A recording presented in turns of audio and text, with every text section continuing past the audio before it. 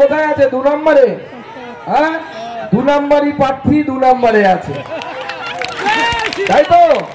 তৃণমূল কংগ্রেসের প্রার্থীর নাম কি? দেবাংশু। কি বলছে? ভাটাংশু।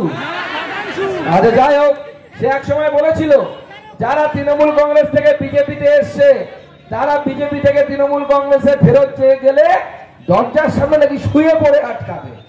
উনি শুয়ে থাকলেন, সবাই পা দিয়ে মারিয়ে চলে গেল।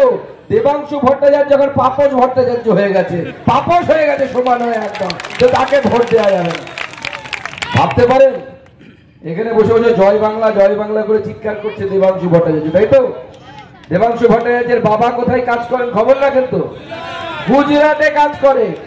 যে এখানে প্রার্থী হয়ে জয় বাংলা করছে, সে যাচ্ছে হচ্ছে, তার বাবা যাচ্ছে হচ্ছে গুজরাটে কাজ করতে। আমি এটাই বলছি, বাংলার জনগণকে আমাদেরকে এটাই বলতে হবে, নিজের বাড়ির লোককে বিজেপি শাসিত রাজ্যে না পাঠিয়ে, নিজের বাড়ির ছেলেকে বিজেপি শাসিত রাজ্যে না পাঠিয়ে বিজেপিকে নিজের রাজ্যে আনুন। কাজ বাড়ির পাশে পাবেন, শিল্প বাড়ির পাশে পাবেন। বললাম যে শুভেন্দুদার ওখানে একটা বিশ্রামের জায়গা আছে, সেখানে হঠাৎ করে পুলিশ চলে গেছে। পুলিশ তো গেছে, তার সাথে আবার নাকি আইপ্যাকের ছেলেদেরকে নিয়ে গেছে। আপনারা দেখেছেন, আপনারা ভালো বলতে পারবেন। একের আমের রক্ষে নেই, তার আবার সুগ্রীব দোষণ, সেই হয়েছে এদের অবস্থা। দিদিমণি ভাবছে যে এইভাবে বিজেপিকে ভয় পাইয়ে দেয়া যাবে। দিদিমণি, এভাবে বিজেপি ভয় পাবে না, আপনি ফালতু চেষ্টা করছেন। আপনার এই যে উন্মাদনা, অর্থাৎ উন্মত্ততা, পাগলামি, যত গরম বাড়ছে, এমনিতে দিদিমণির গরম তো এমনিতে এই সময় গরম বাড়ছে, তার মধ্যে আবার দিদিমণিতে মাঝে মাঝে হিন্দিতে ভাষণ দিচ্ছে, টেম্পারেচার আরো বেড়ে যাচ্ছে, এমন হিন্দি বলছে, টেম্পারেচার বেড়ে যাচ্ছে।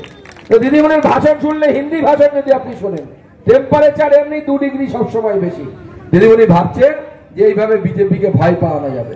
আমার ওখানে সুকান্ত মজুমদারকে, আমার 2য় ফেজে ভোট ছিল, ভাবতে পারবেন না, সুকান্ত মজুমদারকে হারাতে হবে, সেই জন্য 4 বার গেছে। একটা মুখ্যমন্ত্রী একটা লোকসভায় 4 বার সভা করছেন।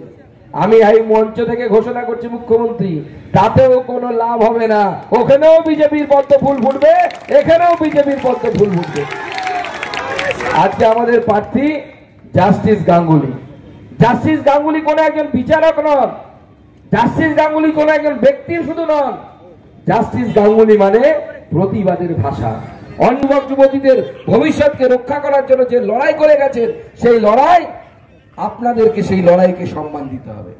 যে ব্যক্তি নিজের চাকরি ছেড়ে চলে এলেন, আরামের চাকরি ছিলেন, ছেড়ে চলে এলেন, যা যখন তখন যাকে ইচ্ছে জেলে ঢোকাতে পারতেন, সেই ক্ষমতা ছিল তার পেনে, তিনি সেই চাকরি ছেড়ে এসেছে যে মোদিজির মন্ত্রে কাজ করবেন বলে।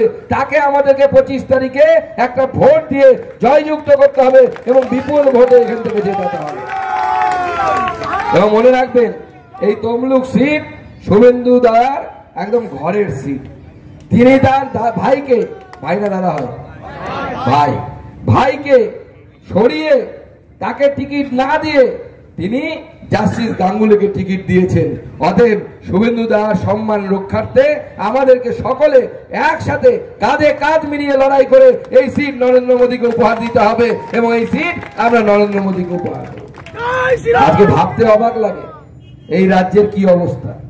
একসময় মনে আছে 2007 সাল, আমি যখন এমএসসি পাস করে নতুন স্বপ্ন নিয়ে যে মাস্টারমশাই হব, এসএসসি পরীক্ষা দিয়েছিলাম। এসএসসি পরীক্ষা দিয়ে চাকরি পেয়েছিলাম, স্কুলে গিয়ে জয়েন করেছিলাম। এখন